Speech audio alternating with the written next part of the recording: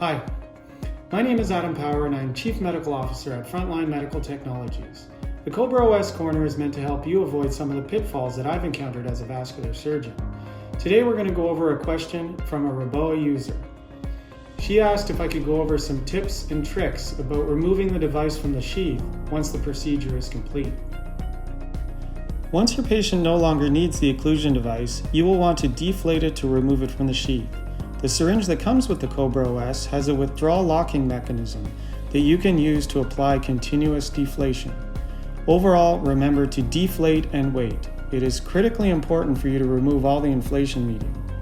The COBRA-OS was designed for slow deflation to help avoid hypotension and for partial REBOA purposes. Once you think you are done, empty the syringe and do it again. One of the nice things about the COBRA-OS balloon is that when it deflates, it forms a very low profile without folding or intussuscepting on itself. Here, I have left a little bit of air in the balloon for demonstration purposes. Twisting with gentle traction can help as you remove the device if the balloon is not completely deflated or the balloon has ruptured.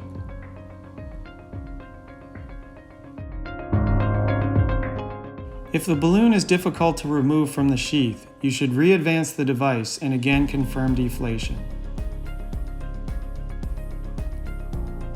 If there is still difficulty, the simplest thing to do is to slowly remove both as one unit, ensuring that there is no resistance. It will not make a larger hole in the artery if the balloon is fully deflated. Well, I hope you've enjoyed this installment of the COBRA-OS Corner. Tune in next time to find out some best practices on using the J-tip straightener that's used with the COBRA-OS.